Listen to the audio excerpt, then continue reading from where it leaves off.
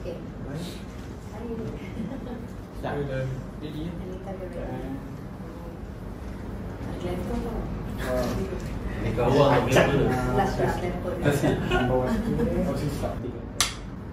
Assalamualaikum dan juga salam sejahtera. Hai, kembali lagi ke Zah Vlog. So, untuk mulut podcast session kali ni, kita ada tetamu istimewa daripada filem Pendekar Awang, Darah Indera Gajah. So, hari ni kita ada pelakon utama filem ni, iaitu Fatah Amin dan juga Nur Fazura, yang mengemudi filem ini. Dan juga kita ada Encik Syahrudin, iaitu penulis dan juga pengarah filem ini, dan juga Reza, iaitu pengarah bagi filem Pendekar Awang ni. So, first of all, thank you so much kerana sudi ditemu ramah pada hari ini.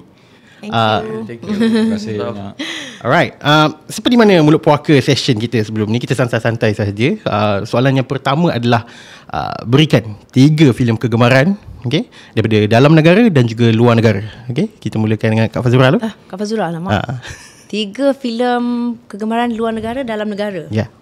Kalau dalam negara, so far yang saya rasa, bukan nak cakap sebab suami saya dalam filem tu lah. So far memang saya suka Mak Kilau. Mak Kilau. Number 1. Number 2, dulu Cerita Embun.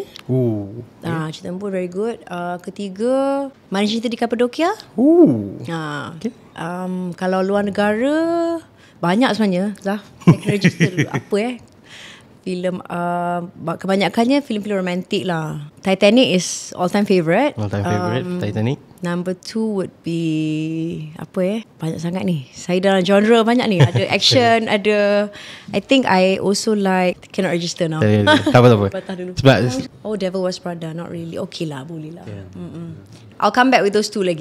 nanti kita ada soalan cepumas untuk pasangan ni. Nak tengok sama ada dia orang tahu ke tak. Okay, untuk Fatah, dia senang register balik.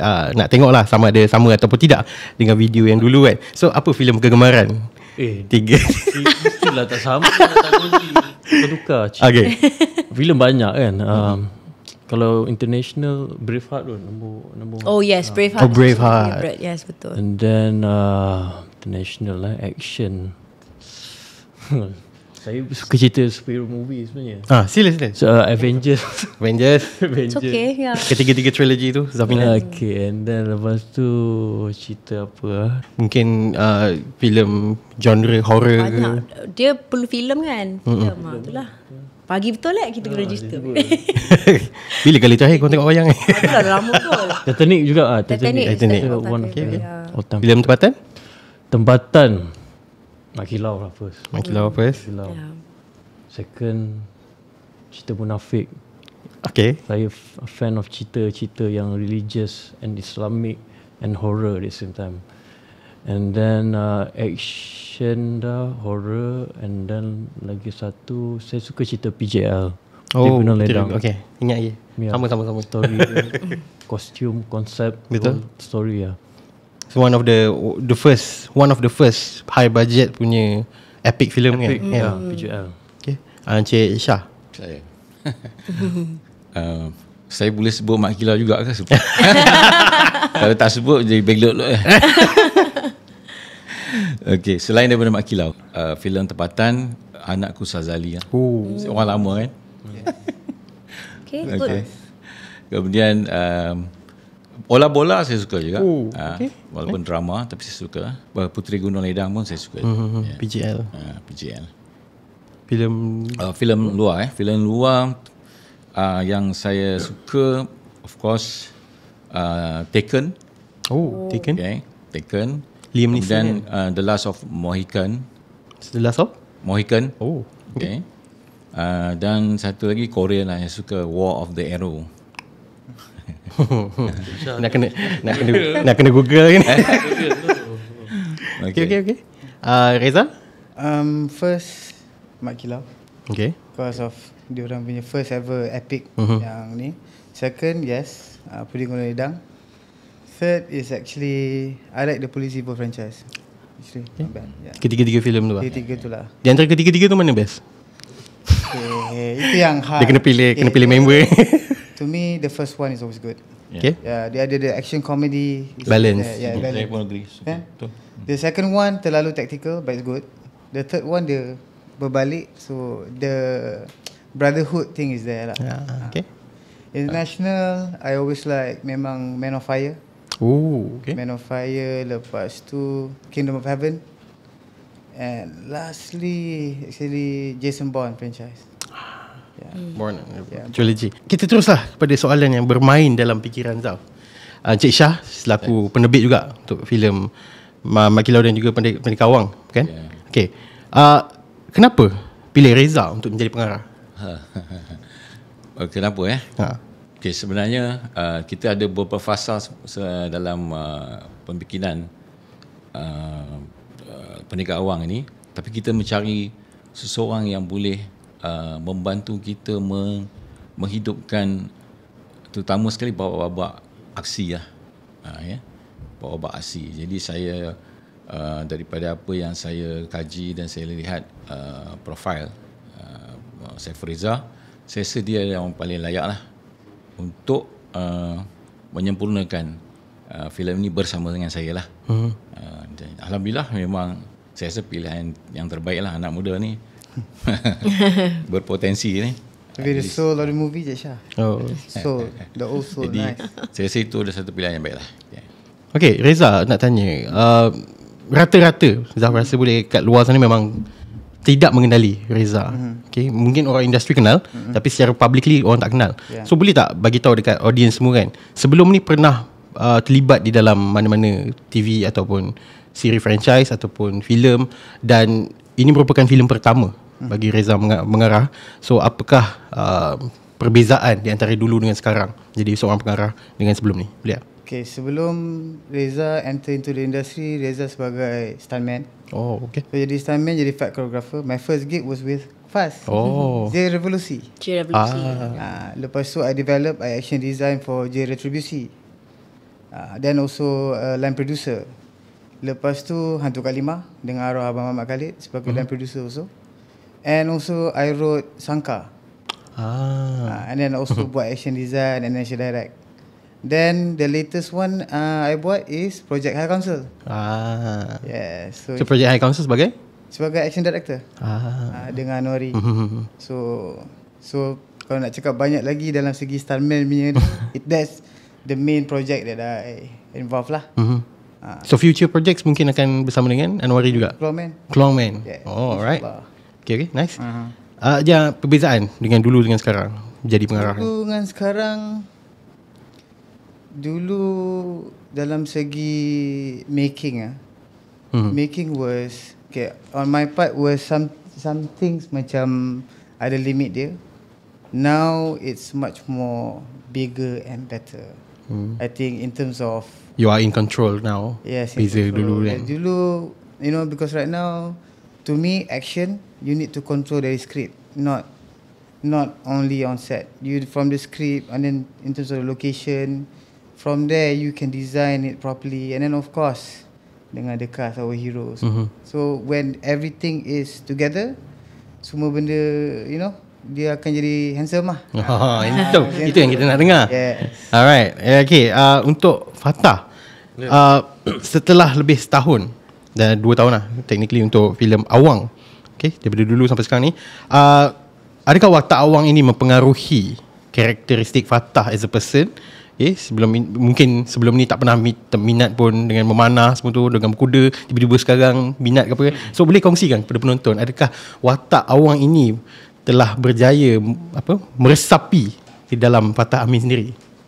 Sebahagiannya ya. Sebahagiannya ya. Okay. Ya, betul.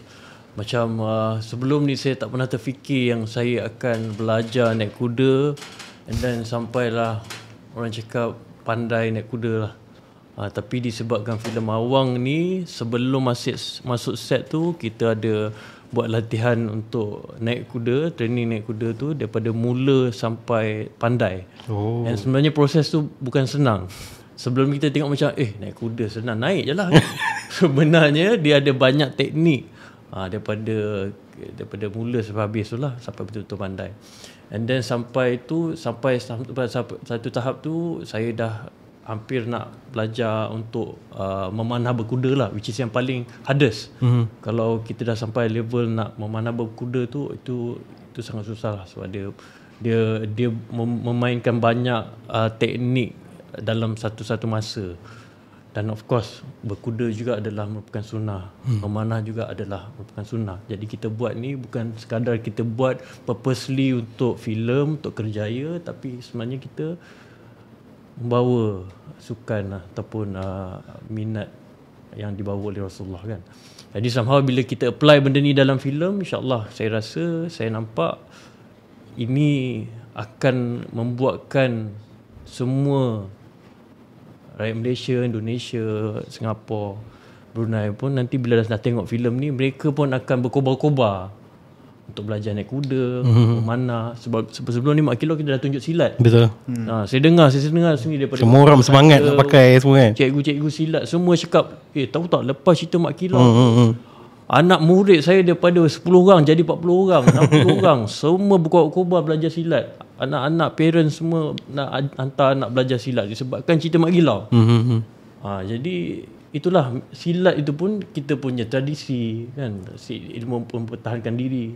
Jadi kita rasa banggalah kita jadi sebahagian daripada filem Mak Kilau sebelum ni yang berjaya menaikkan tradisi ilmu mempertahankan diri silat itu. Jadi saya harap dalam Pendekar Awang ini ada sesuatu benda baru yang akan kita bawa, yang kita tonjolkan, di mana akan menaikkan ataupun memberi lebih perasaan dan minat lah untuk orang belajar sesuatu benda yang baru lah. Itu yang saya harapkan, InsyaAllah. Alright. Untuk Kak Fazura, siapakah, saya panggil nama watak ni Sayang watak dia. Sayang, adakah Sayang in real life character ataupun macam tadi Mak Kilau kan daripada watak sebenar. So Awang dan juga Sayang ni, adakah Sayang merupakan real life character? Dan jika tidak, siapakah inspirasi Fazura untuk melakonkan watak Sayang ini? Saya percaya watak Sayang ni memang wujud lah. Tapi kalau nak kata betul-betul karakter Kak Yang tu tak sure. Tapi pada saya setiap wanita memang ada kewibawaan dan juga sifat-sifat yang ada dalam diri Sayang ni. Sebab apa yang Cik Syah nak tunjulkan dalam karakter Sayang ni adalah bukan lelaki je. Kalau kita tengok filem-filem di Malaysia dan kebanyakan kat luar juga kan, betul. Kalau filem-filem action mengetengahkan lelaki saja sebagai hero. So kita dah lupakan bahawasanya ada juga Sri Kandi. Sri Kandi memang wujud kan zaman dulu. So Sri Kandi ni dah dilupakan. So kita nak naikkan martabat wanita, di mana kita ketengahkan watak Sayang dan watak Mina, watak Siti, which is the kawan-kawan Sri Kandi dia yang memang turut sama berjuang untuk mempertahankan negeri Pahang. So inspirasi saya of course it's a big responsibility sebab Kak Yang ni dia the leader of the tribe.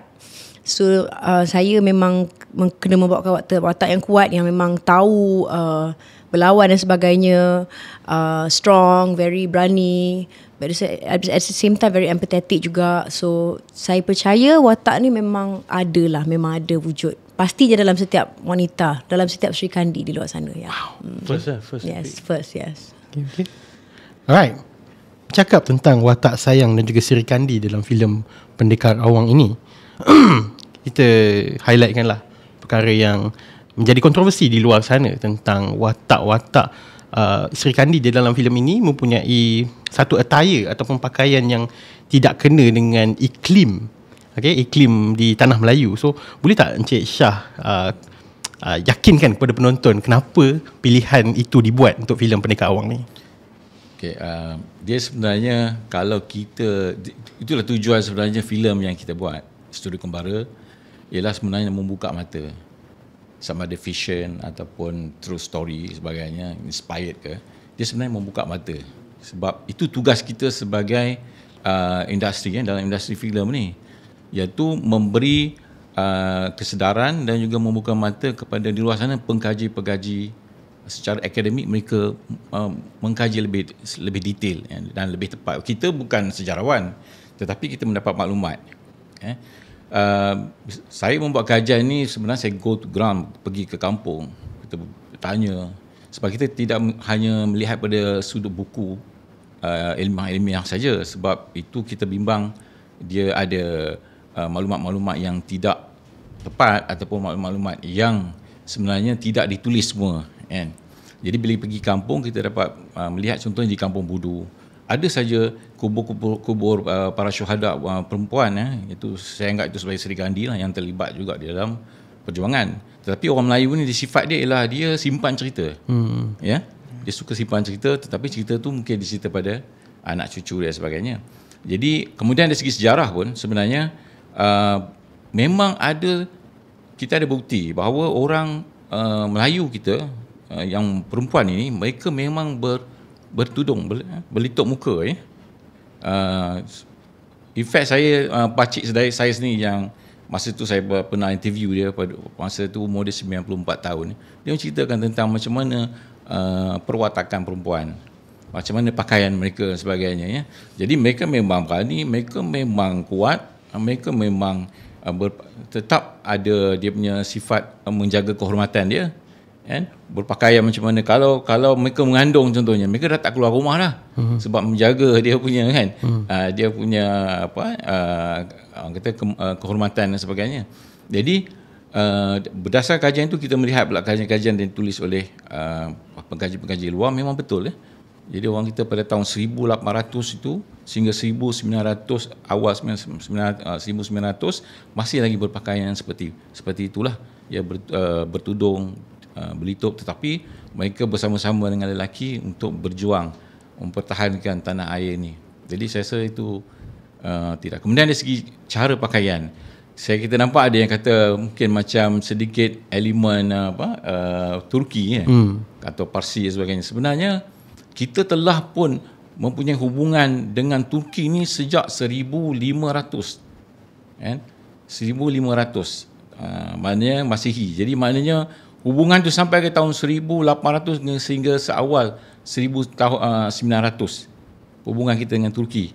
Jadi memang pakaian kita memang ada sebenarnya pengaruh, tetapi kemudian permodernan yang dibawa oleh British dan sebagainya, semua itu sudah lama-lama dia makin terpadam lah kan. Contoh saya bagi contoh, songkok. Kita ambil yang lelaki, songkok. Songkok berasal dari mana? Songkok dia berasal dari Turki. Tarbush. Dia tarbush, tetapi dia telah telah kita modify sikit supaya sesuai dengan kita punya tubuh kita punya tinggi dan sebagainya. Dia bukan daripada alam Melayu songkok tapi sebenarnya dia adalah daripada hubungan kita dengan kerajaan Osmaniyah, kita lebih tepat Osmaniyah lah. Jadi hubungan tu dah lama. Jadi sebenarnya bukan satu yang asing. Jadi kita mungkin boleh membuka mata lagi untuk mengkaji. InsyaAllah. Okey, soalan yang seterusnya adalah kepada Reza. Difahamkan oleh penonton semua, Reza merupakan pengarah bukan seterusnya yang telah mengambil alih tugas pengarah. So basically susah tak nak sambung kerja orang ni? Faham tak? Benda dah halfway through, lepas tu tiba-tiba kena hire untuk for the second half. So susah tak? Yes, to be honest, it's actually challenging. Sebab satu expectation orang punya tu, and then of course we want the best for everyone kan. So it's actually quite challenging. Tapi kita cuba the best that we can lah. Macam tu lah. Right. So dari segi pengarahan, adakah ada sebab ramai cast daripada yang muda-muda dan juga Fazura pernah bekerja dengan Reza, Nadir dan juga Amir juga pernah bekerja dekat Project High Council. So untuk dari segi pengarahan juga, ada tak beza di antara filem-filem sebelum ni dengan filem ini untuk karakter-karakter pelakon-pelakon yang sama dan juga pelakon-pelakon baru? Adakah ada satu kefahaman untuk direction filem ni ataupun tidak? Okay, first thing masa Reza with the cast, Reza cakap ni cerita perang. So Reza meaning make them kira understand that ni cerita perang. So macam mana kita nak go through dengan cerita perang ni.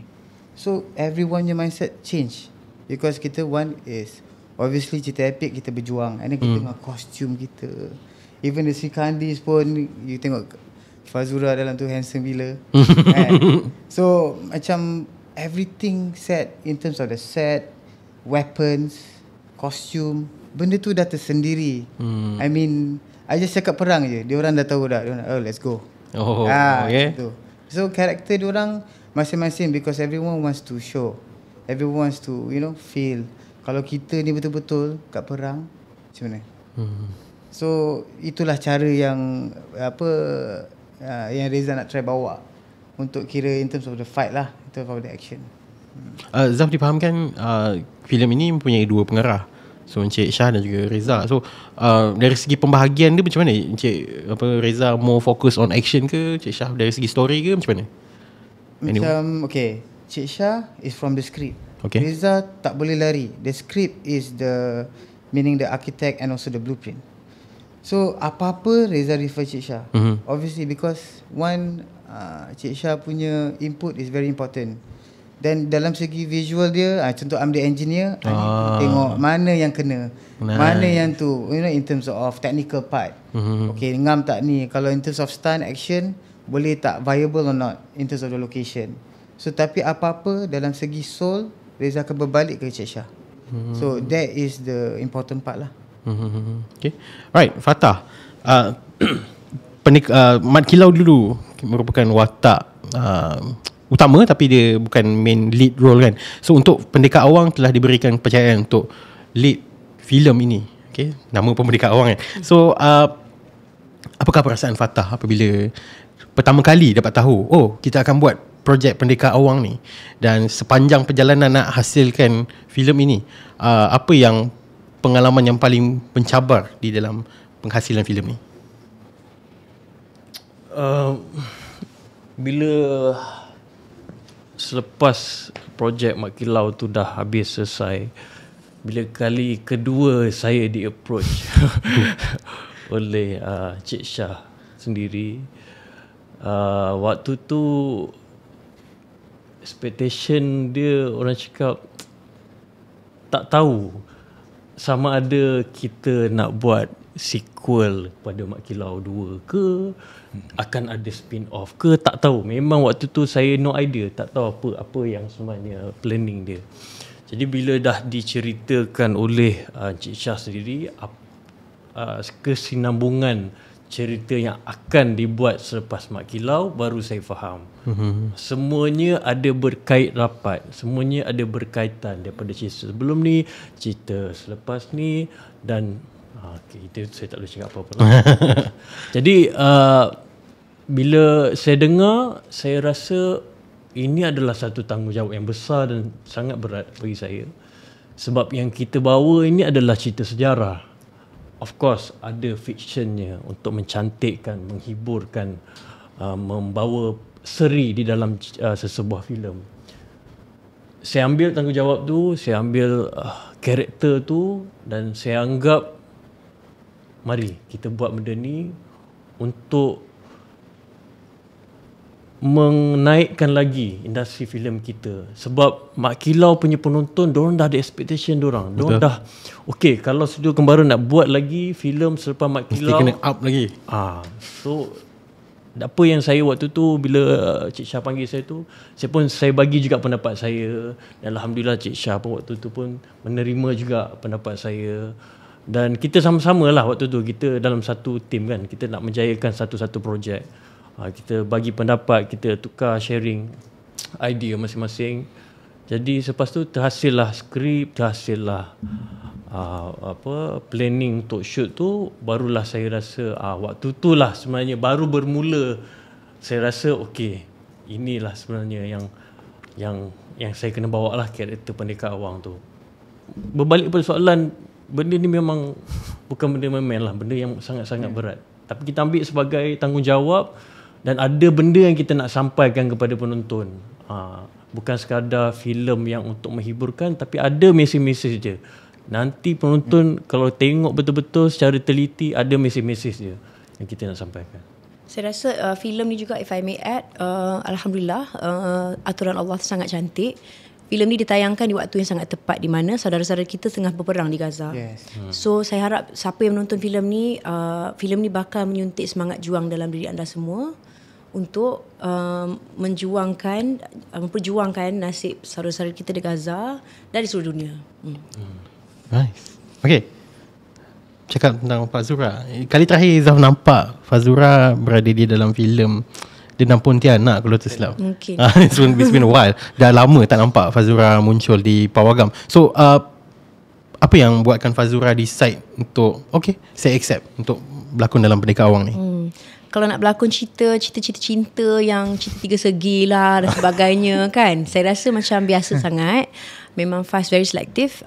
Kalau nak buat filem tu, it has to be something yang meaningful, yang memberi message, yang karakter tu orang kata worth spending my time for. Sebab memang Fast busy dengan business sekarang. So kalau nak buat satu-satu filem tu is going to be time consuming for me. So tak naklah buat filem-filem yang biasa-biasa. Orang pergi geletek-geletek sikit balik kan. Kan saya nak orang tonton, orang balik, wow, you know, like there's a message yang boleh karakter Fast sampaikan. So it's an honour. Thank you Cik Syah. Sebab memang juga pujuk Fast lah. Memang pujuk sebab Fast busy dengan business kan. Pujuk. Bila dengar karakter ni, memang I said it's responsibility, tanggungjawab Fast sebagai seorang pelakon untuk bawa watak ni sebagai sayang ni. Sebab it's very very important karakter bagi mewakili semua wanita lah kat luar sana. Kita nak tengok lelaki je, kita pula pun nak rasa macam best kan. Bila tengok kat movie tu, kita pun nak ada suntikan semangat pada setiap wanita. Saya rasa now pula zaman di mana wanita memang banyak masalah anxiety, kurang confident, depression, especially di kalangan suri rumah, di rumah lah kan. So bila tonton nanti, semoga watak sayang ni, watak Siti, Mina dan semua Syirkandi ni dapat suntik semangat Syirkandi kepada semua wanita di luar sana. InsyaAllah. InsyaAllah. Zaf tertarik dengan ada dalam trailer sequence Syirkandi juga terlibat di dalam peperangan menggunakan anak panah semua kan. So nak tahu berapa lamakah preparation untuk those fighting sequence tu? Terlibat secara langsung ataupun tidak? Okay, untuk Heliza dan Hazwani, mereka had ample time. Fast tak ada kekangan masa. Okay. Sebab Fast busy dengan business, lepas tu ada program lain kat Astro juga. So I only had like less than a week untuk berkuda dan memanah. Literally memanah was 3 days before masuk set. Tapi Alhamdulillah memang Fast berkuda daripada kecil memang dah ada basic. So I still can recall canter is apa, gallop is apa. I can still manage atas kuda lah. Tapi memanah was something else lah. 3 hari untuk memanah tu memang challenging. Tapi thank you Nasrul, kalau tengok ni, thank you so much. Kita punya coach, he's very very bersabar dengan saya. Walaupun sorry 10 kali kot, 10,000 kali I think. Sorry but because kita nak make sure dia perfect. So cara memanah tak nak orang ketahukan kita nanti ke. So again, it's a responsibility. Walaupun 3 hari I have to fulfill and give my all untuk belajar cara memanah yang betul.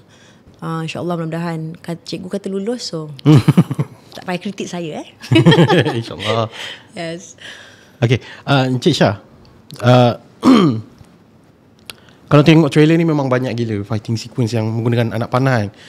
Ada ke yang lain? Pakai keris ke apa ke? Sebab rasa macam tak ada benda lain ke? Semua panah je ke? Ada ke yang lain?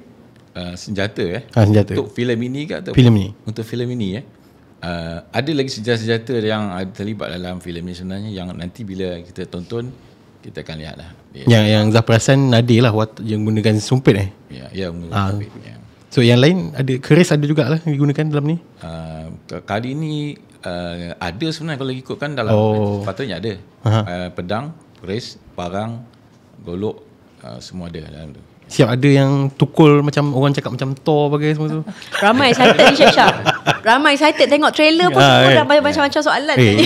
Tapi yang dalam trailer tu kita simpan senjata yang besar yang penting, yang menarik. Kita simpan supaya penonton datanglah ke pawagam. Yes. Begitu je ada fighting skill tertentu yang kita juga simpan. Tujuannya supaya lebih exciting lah di sana. Lebih banyak surprise untuk penonton semua. Ya, betul. Okay, untuk Cik Syah jugalah. Okay, kenapa cast Fazura sebagai sayang? Adakah disebabkan dia merupakan isteri kepada Fatah? Ni soalan-soalan yang kat luar sana saya perasan ramai orang cakap ni. So kenapa? Okay, kalau nak cerita panjang sikit sila. tapi antaranya of course kerana saya dalam cerita kita, dalam skrip kita, sebenarnya kita memang watak sayang tu adalah isteri kepada Awang. Jadi kita mesti cari yang fatul syariah lah. Itu satu. Yang kedua ialah saya mencari faktor yang ada athletics. Saya lah dia ada elemen athletics, dan saya rasa saya melihat daripada filem-filem dan juga hasil karya yang di mana Fast dia berlakon, saya rasa dia memang ada ada karakter yang sangat sesuai. Kemudian yang ketiga memang dia lama tak muncul. Jadi it's a saya comeback. rasa pun satu benda yang baik, yang bagus untuk filem ini. Kemudian dari segi kualiti berlakon, saya rasa kita dah tak perlu nak petikaikan lah. Dia boleh bawa watak emosi, dia boleh juga watak tegas dan sebagainya. Saya rasa sangat baik untuk filem kita lah, dan boleh menjadikan filem kita ini dia bukan sekadar tontonan tetapi mendapat tauladan. Itu yang penting lah. Okay. Fatah dan juga Fazura, how was it like to be in this film together? Sebab sebelum ni kalau tak silap pernah muncul dekat dalam TV siri kot, yang untuk TV punya tayangan. So untuk filem ini pertama kali bergandingan. Okay, Fatah dan Fazura. So how was it like? Sebelum masuk set akan gaduh lah. Masuk set je okay karakter kan. Okay. Normal macam tu. Orang akan ingat macam mesti lovey-dovey. Tak ada. Kita masuk set macam ni lah. Daddy macam ni. Action okay. Dah in character. Interesting sebab macam Faz dengan Fatah pun memang kami tak memilih untuk berlakon too many projects together sebab tak nak nanti orang meluat. Dan juga kita pun memang I think we have two different brandings, Faz, Fatah. So kita punya sendiri punya kemahuan dalam kerjaya. So of course dalam cerita ni kami sependapat in terms of apa yang nak disampaikan dalam filem ni, dalam karakter masing-masing. It's fun to play two heroes together, di mana Fatah mewakili the pendekar, saya mewakili Sri Kandi. It's a big responsibility. It's fun to do it together. Yes. Fatah? Betul. And it's nice that he's not kissing someone else. Dia cakap macam tu, kita betul. Dia kan betul. Tak betul. Memang itu yang kami rasa lah waktu sebelum masuk set dan bila dalam set, banyak perbincangan kita buat kan. Sebab saya pun sebelum ni kita buat cerita ni pun daripada Mak Kilau. Jadi banyak juga input yang saya share dengan Faz. Betul. And then bila banyak action punya teknik tu, abang mu tunjuklah sikit. Tunjuklah sikit kan. Betul. Tapi bagusnya Faz, isteri saya ni, dia cepat keep up, dia cepat belajar, dia fast learner. Nama pun Faz kan. Dia fast learner. Macam cakap tadi kan, belajar manah 3 hari, saya belajar manah berbulan-bulan saya belajar manah, berbulan-bulan saya belajar naik kuda tu. Tapi Faz dia cepat belajar, dan itu memudahkan kita lah seluruh produksi kan, tim untuk buat satu-satu scene. Okay, nice. Reza. Yes, saya. Okay, tengah recap balik. Tadi ada soalan, tiba hilang. Okay, seperti mana yang Reza tahu dan juga rasanya rata-rata semua yang ada kat sini ataupun penonton sendiri pernah melihat komen-komen di luar sana tentang komplain orang tentang filem yang pertama, which is kamera bergegar macam gempa bumi semua kan, dan juga skrip yang terlalu kaku, terlalu menampak macam cringe semua kan. So dari segi penghasilan filem Pendekar Awang ni, adakah masih lagi dikekalkan sentuhan kamera gegar ataupun tidak? To be honest, I try to, kalau I think Zaf dah tengok banyak kerja Reza yang sebelum ni. So Reza, I'm a fan of a handheld shaky cam, but not in this film lah. Oh, wow, okay. Adakah kali ni memang berbeza lah dengan filem Mak Kilau? Berbeza. Untuk saya sedikit sebanyak, tapi Reza cuba juga because you need that shaky cam untuk intensity. Betul. So adalah juga insert kira dalam tu lah. So tapi I try to buat, bila bincangan DP, kita try to make the clean and then highlight, showcase our actors and our heroes better. Macam tu. Nice. Also zaman dulu, kalau dari segi tudung, dulu tak ada anak tudung. Ya. Kan? Kita tengok mungkin filem-filem yang sebelum ni juga, kalau cerita dulu je mesti ada anak tudung pakai kain batik tu, mana ada anak tudung dulu. Kan? So kali ni juga bila anda tengok kostum yang dipakai oleh Sri Kandi tu memang betul-betul zaman dulu punya, dijahit, cara kita pakai semua very complicated. So memang itulah zaman-zaman dulu punya kostum, compared to now. Okay. Ya. Sekejap tadi apa? Oh, okay. So maksudnya memang di dial down lah sedikit tentang camera shakiness tu semua tu? No, I think some of it is not. Kita buat juga apa yang itu, I think some sort is also meaning a good, macam mana nak cakap Cantik lah, cantik. Cantik lah. Handsome lah, handsome. Kita meletak crane dalam hutan kot, senang cerita. Ya. So macam sebab kita nak highlight the heroes punya fight. Because kita nak tengok macam Fatah betul-betul buat kan dia punya action. Even fast buat dia punya action. So some things are clear, some things kita add into intensity sebab so I nak cakap pun lain. Different sikit lah. Kena pergi power gam lah. Macam tu lah. Shot dia sinemato memang saya sebagai pelakon sebab saya berada waktu filem Mak Kilau sebelum ni memang saya boleh cakap dari segi visual yang ni saya nampak honestly bukan sebab saya berlakon tapi honestly saya nampak ada penambahbaikan. Tapi yang boleh menilai nanti adalah penonton. Sebab dia kata sebab lain orang lain mungkin ada juga yang fan of yang teknik itu ada juga yang tak prefer, tak suka. Jadi lain orang lain cita rasa dia, lain taste dia. Tapi berbalik pada penonton bila filem ni keluar nanti biar mereka yang menilai. Betul. Ya, tengok Jason Bourne. Style kan? Betul.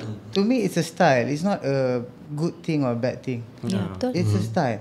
So memang kalau style dia macam tu memang handsome lah. Ada penonton cakap macam mana kan?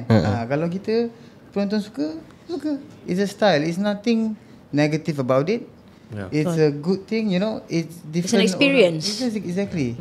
So for me to jawab you macam it's a bit hard lah. But anything kita try our best.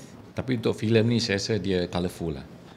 Dia quite colourful lah. Dia pelbagai teknik, pelbagai so menarik. Yes. Menarik. Amar. Okay, Amar bertanya kan tentang what's next for Studio Kembara, which is sebelum ni kan filem Mak Kilau dah mencapai sehingga 97 juta dan kali ni Pendekar Awang baru saja nak keluar ni. So apakah plan ataupun future projects daripada Studio Kembara ni? Dan itu pun bersangkut paut dengan soalan Zaf juga. Adakah ini intention ataupun niat Studio Kembara untuk menghasilkan sebuah universe pendekar ataupun apa nama spesifik dia, mungkin Cik Syah boleh kongsikan? Dia sebenarnya kita pertama sekali kita punya tujuan ialah memang menghiburkan. Tetapi dalam masa sama kita juga tak nak menghiburkan tu dia tidak memberikan didikan ataupun beri mesej. Sebab saya rasa industri ini sebenarnya sangat bagus dalam menghibur, tetapi dalam masa sama dia juga boleh mendidik. Dia bukan hiburan yang tidak ada pengalaman maksudnya begitulah Jadi kita nak pergi ke situ. Jadi dalam menyentuh pasal projek kami yang seterusnya memang filem sejarah ini adalah kita punya main mission lah Itu kerana kita rasa tak banyak ataupun tak ada producer-producer di Malaysia ni yang yang fokus kepada genre yang macam ni. Jadi kita rasa tanggungjawab kita nak pergi ke situlah dalam hiburan, tapi kita juga membawa mengenalkan watak-watak tokoh-tokoh negara kita yang telah berjuang dan juga mempertahankan tanah air kita. Saya rasa itu satu benda yang baiklah. Jadi contohnya kita mungkin universe seterusnya kita akan buat ialah satu projek yang besar juga sebenarnya akan datang. Jadi masih lagi dalam lingkungan sejarah kita lah. Jadi saya tak boleh nak reveal nama kan. Tapi memang betul kita akan buat ke arah itu. Begitu juga dengan Mak Kilau, universe Mak Kilau sebenarnya dia luas. Sebab yang kita lihat yang kita tonton ni sebenarnya Mak Kilau dan juga Pendekar Awang ni dia baru 2-3 episod daripada siri perjuangan Tok Gajah, Datuk Bahaman, Mak Kilau, Awang Jadi saya rasa banyak lagi sebenarnya karya-karya yang boleh kita hasilkan daripada situlah. Jadi adakah kita akan buat itu kita tunggu je lah Tapi insyaAllah memang kita akan ada lagi projek-projek yang besar dalam universe kepahlawanan tokoh negara ni. Tapi saya sangat suka dengan soalan ni sebab dia memberikan satu peluang lagi untuk adakah Studio Kembara akan explore untuk membuat filem aksi yang mengetengahkan silat dan juga sebagainya, budaya Malaysia ni semua pada zaman sekarang. Maksudnya karakter tersebut adalah pada tahun 2000 dan ke atas. Ya, sebenarnya itu pun tidak menjadi satu bukan satu projek yang asing untuk kita. Memang kita ada dalam minda kita, dalam projek kita yang ke arah filem hari ini yang membawa mesej-mesej yang baik, sama ada silat ke ataupun apa saja mesej. Even cinta pun tak ada masalah, cinta keluarga, cinta yang mana kita rasa cinta pada tanah air, memang ada juga di dalam kita punya pelan Studio Kembara. Betul, memang ada. Okay. Nice. Right, kita sambung dengan soalan industri. Baru-baru ni kita dikejutkan dengan sebuah filem yang keluar di Pawagam, hanya mendapat kutipan sehingga RM5,000 sahaja. Sedangkan ada satu platform ini mereveal that filem itu mendapat dana daripada Finas sehingga RM500,000. So that's a huge gap between apa yang dia dapat daripada Finas dan apa yang dikeluarkan dekat filem, dan kutipan ni memang sangat tidak memberangsangkan. So boleh tak as people from the industry, okay, yang terlibat dalam filem, dalam industri perfilman, apa pandangan you guys tentang perkara yang berlaku? Saya tak mengatakan tentang filem Pendekar Awang ataupun Mat Kilau, cuma benda ini berlaku di dalam industri. So mungkin Reza, seorang yang memang terlibat banyak filem sebelum ni, boleh kongsikan kepada penonton apa pandangan Reza tentang this, ada orang kata penyelewengan duit lah, apalah semua kan. So boleh Reza kongsikan kepada penonton? I think kalau pasal penyelewengan tu Reza not sure. Tapi it's not easy tau production. So banyak faktor yang involve. Even though kalau memang dia spend pun memang betul dia spend 500, tapi banyak benda involve, daripada producer, daripada cast, who you pick, daripada director. Right now kita semua tahu everyone has their own taste, kan? So kita tak tahu, kita nak cakap penyelewengan tu tak elok lah, kan? Mungkin ada banyak faktor, and then everyone is trying to make it, kira nak buat filem ni. So sometimes rezeki masing-masing. So untuk saya, filmmaking is hard. Producing a movie, a karya, to express your ni is hard. So untuk maybe dia ni punya first ke or second, mungkin ada fail here and there. InsyaAllah kalau ke depan try lagi, strive on it, I think you can kira handle lah buat filem ni. Because tak senang tu Zaf. To be honest with you producing, I think Zaf, dia apa pun tahu lah. Yes.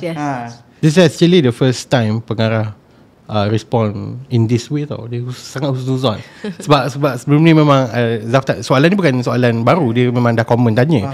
And most of them memang bercerita tentang filem lain tu lah. Tapi first Reza, dia memang secara generally daripada orang industri, so macam okay, nice, that's a new perspective. It's hard though. It's hard. Everyone wants to try to send a message. Everyone try to pitch. They have their dreams. To pitch, to get, I want to show. Even macam Cik Syah pun, kita Cik Syah nak buat first Mat Kilau, there are obstacles. So every filmmaker akan go through obstacles. So I think that person is tengah dia punya obstacle stage. Everyone ada dia punya susah. So insyaAllah one day, if you strive on it, you do, you give up at all, I think insyaAllah you get it. Itulah yang Reza nampak. Tetapi dekat sini Zaf nak utarakan satu benda yang kritikal. Kenapa orang persoalkan benda tu adalah sebab dana tersebut sebab dana tersebut datangnya daripada kerajaan, dan dana daripada kerajaan tu daripada taxpayers kan. So disebabkan seorang pengarah yang tidak mampu ataupun the production tidak mampu mendapat pulangan semula itu, so kita bagi tak apalah free pass tu filem pertama dia. Sebab ni duit rakyat kan. So adakah itu justify kan perkara tersebut?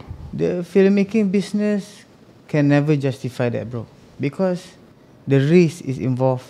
Saya cakap banyak sangat faktor, daripada making, daripada budgeting, daripada producing, then also the output distribution, everything involved. Faham tak?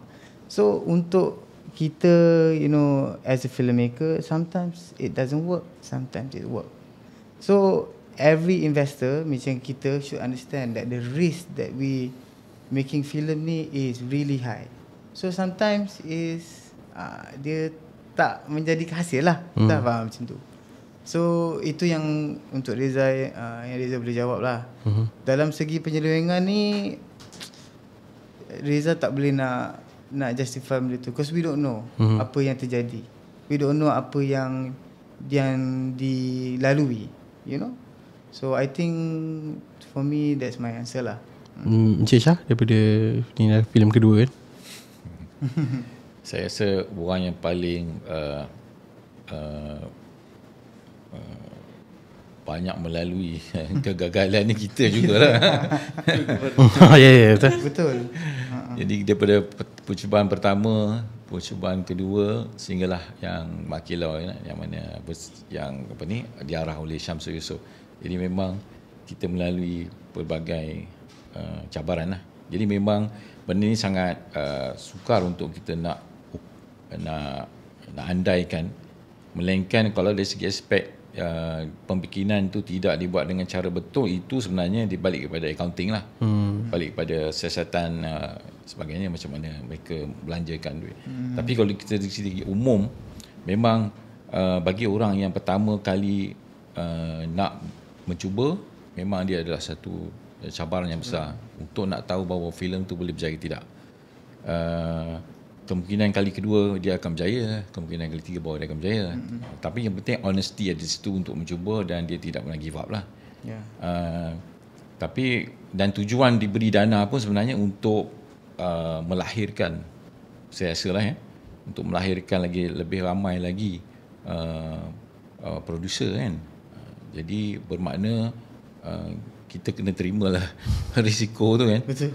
Tapi apa pun memang kalau nasihat saya lah, memang kita kena melihat daripada awal skrip tu sendiri. Skrip tu mesti dinilaikan bahawa dia boleh tak berjaya tu tidak. Kalau skrip itu dia daripada awal dah nampak bahawa dia commercial value dia kalau sebagainya kurang, jadi bermakna memang walaupun kita buat dengan baik sekalipun memang agak sukar lah. Jadi memang daripada awal sampai hujung, macam kita buat filem Mak Kilau ataupun Pendekar Awang ni pun, semua pihak terlibat, mesti buat dia dengan betul. Daripada pertama kita letak pena kita di kertas, mesti buat dengan betul. Kemudian kita pass pula kepada production dia. Production pula termasuklah bukan saja pengarah, dia punya kamera, dia punya DP dia, pelakon, semua ni mesti kena bagi yang terbaik, baru boleh lahirkan naskah yang karya yang bagus. Team effort. Dia mesti team effort.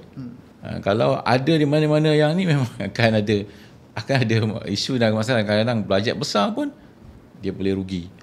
Jadi itu memang risiko yang ditanggung oleh penerbit lah. Fatah dan Fazura ada kami pun producers. Memang kita tahu it's not easy. Macam Rizal cakap tadi, I can totally relate. Macam there's a lot of things, a lot of factors yang perlu diambil kira. But macam saya pun tak tahu filem apa ni. Saya tak tahu penyelewengan ke apa, we don't know. But again, macam Rizal cakap tadi, don't give up. Semoga dipermudahkan segala urusan and belajar lagi daripada sekiranya ada kesilapan di mana-mana. Betul. Saya rasa kalau dia buat betul-betul research, dia betul-betul buat preparation from the beginning, maksudnya sebelum buat skrip tu sendiri dia dah imagine, dia dah buat study berapa dia punya budget sebenarnya, macam dia nak pergi, berapa pelakon, macam mana dia nak ambil before dia dapat fund, before dia allocate the budget pun sebenarnya dia dah boleh. Kalau dia betul-betul buat research, rasanya dia dah boleh agak filem tu boleh pergi ke tak. Sebelum dia keluarkan duit dia, sebelum dia apply untuk grant. Itu pendapat saya lah, sebagai orang dalam industri. Walaupun saya tak adalah lama sangat dalam industri, tapi saya rasa overall orang-orang dalam industri faham benda tu. Rasanya macam Encik Shah dia cakap, jangan give up lah. Anggap sebagai cabaran lah untuk dihasilkan lagi yang terbaik selepas ni, insyaAllah. So berbalik kepada filem Pendekar Awang, secara umumnya memang Zaf sendiri tak tahu. Okey, adakah filem Mat Kilau dulu dengan filem Pendekar Awang ini telah difund oleh Finas ataupun tidak? Adakah ya ataupun tidak? Untuk Mat Kilau, ya, kita ada mendapat dana. Tapi untuk Pendekar Awang, kita tidak mendapat dana. Ada apply dan tidak dapat ke macam ni? Apply untuk FIMI ada. FIMI, okay. Yes. So maksudnya dulu memang ada under Finas DKD dan untuk Pendekar Awang ni under FIMI lah. Yes. Okay, so boleh kongsikan berapakah bajet filem Pendekar Awang dan berapa FIMI funding ke? Dia FIMI ni dia 30% daripada total investment, tetapi kita tidak memohon untuk total bajet. Kita hanya memohon untuk post sahaja. Jadi maknanya bukan jumlah yang 30% untuk the whole budget of the movie lah. Tapi Untuk post production. untuk post production saja. Yang untuk Makilau? Untuk Makilau kita mendapat 1.5 juta untuk dipanggil development fund 1.5 juta. So Zaf perasan dekat dalam trailer dia punya scale untuk filem ni memang berkali ganda besar berbanding filem Mak Kilau kan. So macam filem Mak Kilau dulu, boleh kongsikan bajet dia dan comparekan dengan Pendekar Awang ni, bajet dia beza jauh ke? Ya. Dia untuk Mak Kilau bajet dia lebih kurang 8 juta. Kali ini bajet dia lebih besar. Bajet ni lebih besar ni pun ada beberapa sebab lah. Tapi pertama kita dapat ialah kita dapat merancang lebih baik. Jadi kita dapat buat dengan nampak skala yang lebih besar lah. Tapi dari segi bajet tu sebenarnya dia jadi besar tu kerana fasa yang kita lalui. Ada fasa yang kita lalui yang agak sukar, sulit, jadi menyebabkan bajet tu terpaksa dia expand lagi lah. Zaf perasan satu benda bila sebut pasal bajet ni, timeline dia berbeza dengan filem Mak Kilau dulu, memang agak lama untuk dihasilkan. Dan ada yang meletakkan komen, sekejap gila filem ni dah keluar kan. Ni tak rasa rushing sangat ke daripada filem Mak Kilau dulu kan? So apa yang you guys boleh kongsi kepada penonton? Adakah ini mengejar deadline ataupun memang betul-betul dia sebenarnya macam saya cakap ni, kali ni kita lebih rancang lebih baik sebenarnya daripada Mak Kilau. Mana involvement pihak penerbit daripada day one tu lebih besar, lebih banyak. Jadi sebab itu kita boleh merancang post dia pun lebih awal dan sebagainya. Okay. Cakap pasal dana tadi, saya actually bawa balik daripada Indonesia membersihkan filem saya di sana. Saya ada bersembang dengan salah seorang producer kat sana. Actually kat sana, di Indonesia, tak ada dana tau support by government. So kita sebenarnya kat sini beruntung sebab government kita support bagi dana kan daripada FIMI. So sebenarnya itu yang saya perasan. Sebenarnya kita sebagai orang dinasti kita faham. Nampaknya government sebenarnya nak bagi lagi support, nak bagi lagi, naikkan lagi semangat orang-orang dalam industri untuk menghasilkan lebih banyak filem. Kat sana memang banyak filem dah. Tapi untuk kita nak menghasilkan filem-filem kualiti, itu sebenarnya yang kita kena simpan dalam niat kita, hati kita, sebab kita boleh hasilkan lebih banyak lagi filem-filem berkualiti. Boleh bersaing dengan luar sebagai amanah. Yes, betul.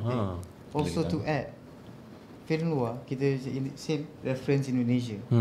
Sini ada skim wajib tayang. Sana tak ada. 3 hari filem aku dia flop. Get out. Betul. Kita ada 2 weeks kan at least. Kita at least ada 2 weeks. So kita berbeza. I think our government is trying also to help and push our industry.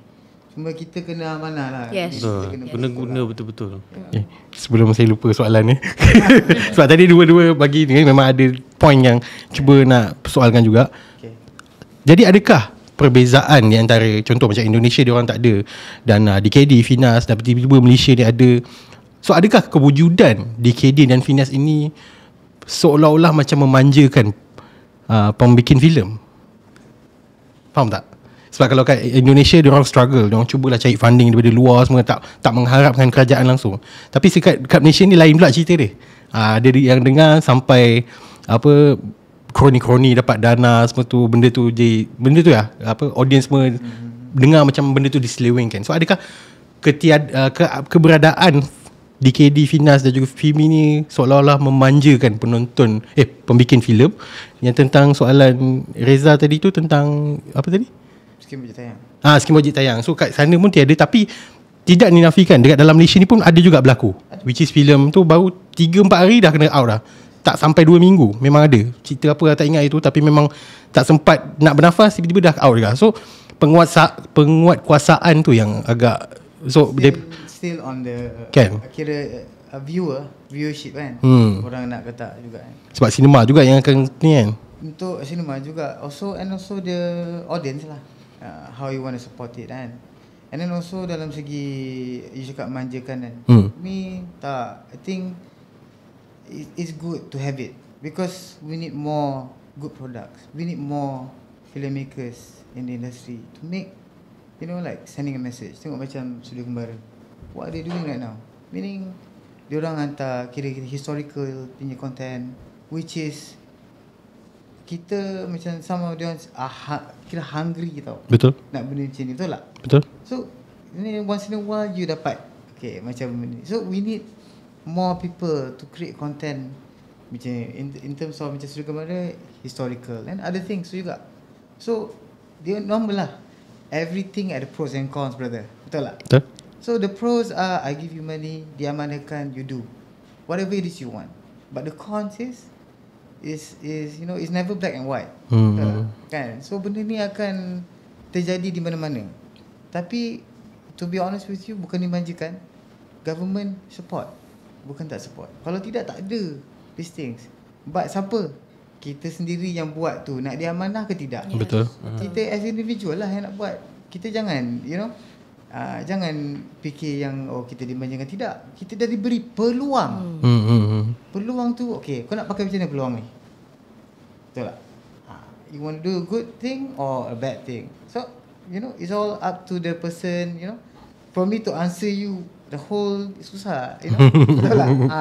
I think pada proses kat luar sana, it's your responsibility. And juga janganlah jadi penyebab dana-dana ni ditarik balik. Nanti kita punya, you know, ada kawan-kawan kita yang nak buat filem, memang perlukan dana, memang betul-betul nak bagi message yang baik, nak, you know, nak capai cita-cita mereka with their dreams and everything, tak tercapai kerana anda semua ni. So kalau ada lagi elemen-elemen ni, tolong hapuskan. Sebab memang betul, macam Rizal cakap, the government memang betul support. So it's our responsibility to guna pakai dengan sebaik mungkin. Dia support tu sebenarnya sangat bagus untuk merancangkan industri ni. Kalau tidak, dia akan dimonopoli oleh hanya satu atau dua pihak saja pun kita tak nak. Sebenarnya kita boleh melahirkan banyak lagi penggiat industri ni sebenarnya dengan itu. Cuma macam saya kata tadi lah, dia segala benda diikut sunnah. Saya tu masa kita penerbit Studio Kembara, bila kita nak buat filem sejarah, semua producer kita macam allergic, tak nak kata allergic ke apa kan, macam bimbang lah, sebab mereka kata boleh ke tak kan. Memang sejarah, filem sejarah ni selalu tak sell. Tapi kita terus yang nenggak dengan kita punya pendirian, sebab kita berpegang kepada sunnah. Sunnah ni apa saja yang kita buat, kalau kita buat dengan bagus, kita buat kajian macam Fatah cakap tadi, dengan baik, kita rasa mesti boleh berjaya. Apa saja pun sebenarnya boleh. Jadi contoh macam kita ambil cerita sejarah ni, macam Mat Kilau contohnya, kita tahu bahawa bila kita kaji bahawa kalau kita buat biografi, cerita tu akan jadi slow, akan menyebabkan penonton mungkin kurang. So kita buat filem tu yang menghiburkan, aksi. Apa lagi kita kena diarah oleh orang yang boleh membantu kita ke arah tu, pelakon yang bagus dan sebagainya. Itu contoh kalau satu production tu dia boleh berjaya, dia buat faktor A, B, C, D, kita yang masuk baru sebagai producer baru, kita kena buat faktor A, B, C, D, E dengan bajet yang kita limit. Mungkin kita tak boleh hire mendapatkan pelakon yang ternama, tetapi cara kita buat skrip kita dengan modal kita, tapi kita kena ikut sunnah saja juga. Macam mesti boleh berjaya, saya percaya. Tapi memanglah mungkin kali pertama tak berjaya, tapi kalau kita jujur, kita buat bersungguh, kali kedua mungkin kita akan berjaya. Jadi saya rasa apa yang kerajaan buat memang sangat bagus. Saya rasa agak rugilah kita sekiranya segala tu tidak ada lagi ataupun ditarik balik. Jadi kita jagalah elok amanah tu dan buat betul-betul, insya-Allah boleh berjaya. Saya percaya boleh berjaya. cakap tentang tarik balik tu sebenarnya dia ada satu benda yang Zaf bincangkan dengan CEO Finas baru-baru ni, which is dia ada highlightkan tentang DKD Finas ni lah. Benda ni memang agak kritikal dan terlalu banyak tertiris pun kan. And surprisingly memang ada dalam plan mereka untuk mengurangkan ataupun kalau ni tarik balik lah benda tu kan, dan fokus on filem-filem festival. Diorang akan pergi ke festival luar, dan kat situ baru diorang akan funding kan filem-filem yang memang pergi ke luar negara semua kan. So betul cakap Fazura tadi, memang cuba be honest lah with the pemikiran filem ni, supaya tak adalah rakan-rakan yang lain terlibat dalam penarikan balik dana-dana ni semua kan. So yeah, I think this is very a good conversation. Thank you so much kepada semua, kepada Fatah, Fazura, Cik Syah dan juga Reza. Thank you so much kerana sudi di Temu Ramah pada hari ini. Thank you Zaf. Terima kasih. Last but not least, boleh kongsikan cuba mengajak penonton-penonton semua untuk pergi menonton filem Pendekar Awang di Pawagam 11 di Januari ini. So mulakan daripada Fazura, silakan. Okay. Di Pawagam sekarang tak ada apa filem yang kita nak support. Semua banyak kita kena boycott. So inilah satu-satu filem yang anda kena tonton, anda kena support, dan semoga filem ini boleh beri manfaat dan suntik semangat juang dalam diri kita yang mungkin dah lemah selama ni, dah mungkin tak nak bangkit lagi. Kita bangkit, kita bangun dan kita teruskan semangat kita. Okay? Setelah Mak Kilau, mungkin ramai nantikan kesinambungan daripada filem Mak Kilau. Jadi jangan lupa tonton Pendekar Awang yang saya rasa insya-Allah akan memberi satu kepuasan yang akan anda dapat tonton atau lihat pada filem Pendekar Awang ni. Jadi jangan lupa datang ke Pawagam dan support filem tempatan kita. Cik Syah? Filem Pendekar Awang ini sebenarnya kita banyak menceritakan tentang perkara yang kita tidak pernah dengar. Terutama sekali tentang unsung hero. Ya.